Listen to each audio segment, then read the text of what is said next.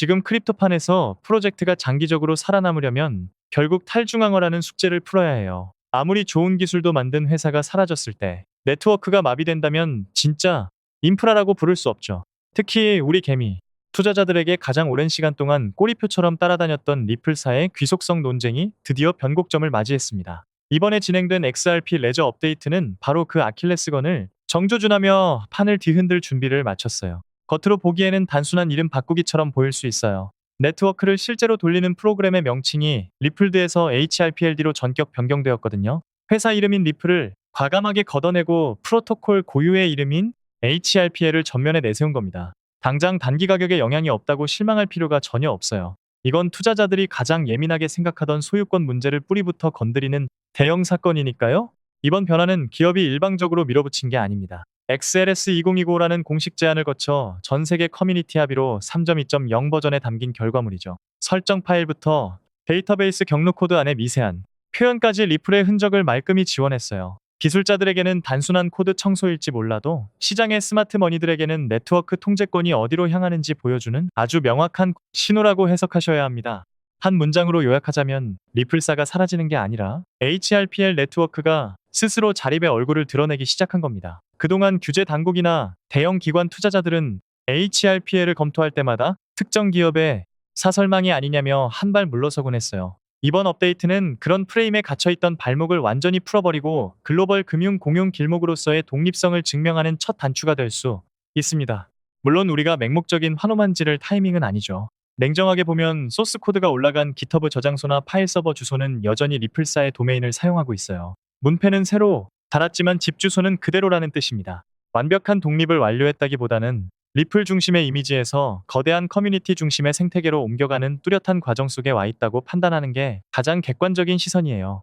사실 이런 창업 조직과의 분리 문제는 우리 자산만의 특이한 현상이 아니에요. 이더리움도 오랜 기간 이더리움 재단의 입김이 너무 세다는 지적을 받아왔고, 솔라나 역시 솔라나 랩스라는 회사로부터 얼마나 독립적인지 매번 시험대에 오르고 있죠. 메이저 자산으로 거듭나기 위해서는 이 과정을 반드시 통과해야만 해요. HRPL 역시 글로벌 대장주들과 같은 길목에서 한 단계 진화하고 있는 셈입니다.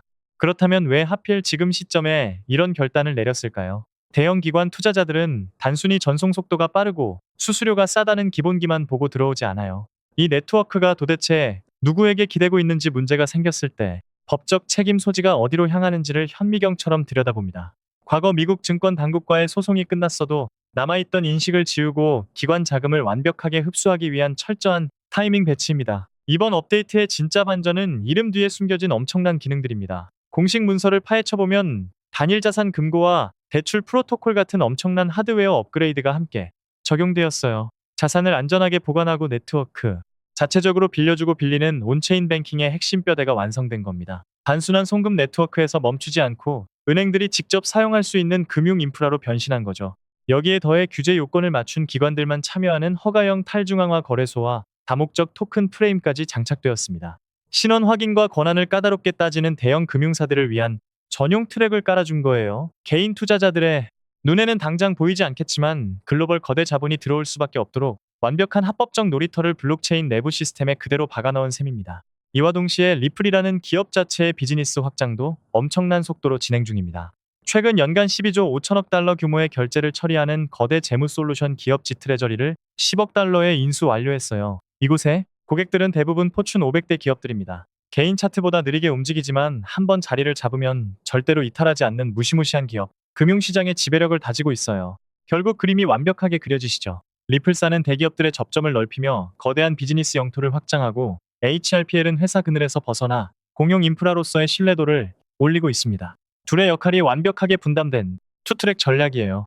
달러 스테이블 코인인 RLUSD와 토큰화된 자산들이 이 공용도로 위에서 융합될 때 가치는 상상을 초월할 겁니다. 이제 우리는 차트만 보며 답답해할 게 아니라 핵심 지표 4가지를 추적해야 해요. 첫째, 검증자 주체가 다변화되는지. 둘째, 금고와 대출 프로토콜의 실제 기관 사용 사례가 나오는지. 셋째, 리플사 사업과의 연결고리가 끈끈한지. 마지막으로 유동성을 잇는 브릿지 자산으로 얼마나 쓰이는지 파악해야 합니다. 이 퍼즐이 채워질 때 이번 업데이트는 역사적인 출발점으로 재평가받을 거예요. 냉정하게 말씀드려서 단기적인 차트 급등은 판 전체의 유동성이 묶여 있어 다소 시간이 걸릴 수 있어요. 하지만 위대한 자산의 구조 변화는 항상 대중이 무심하고 조용할 때 이루어지는 법입니다. 한이 깔리고 글로벌 유동성, 장세가 다시 찾아오는 순간 준비된 자산이 어떤 폭발력을 보여줄지 우리는 과거 역사를 통해 너무나 잘 알고 있습니다. 남들이 가격표만 보며 흔들리고 지쳐서 떠나갈 때 팩트와 구조를 정확히 꿰뚫어보는 스마트 투자자만이 결국 시장의 거대한 보상을 독식하게 됩니다. 탄탄한 인프라와 독보적인 독립성을 확보한 이 자산의 미래 가치를 믿고 흔들림 없는 기준을 가져가시길 바랄게요. 여러분이 시장의 승리자가 되는 그날까지 저 이서방이 늘 팩트에 기반한 날카로운 인사이트로 함께 동행하겠습니다. 성공 투자를 진심으로 응원합니다.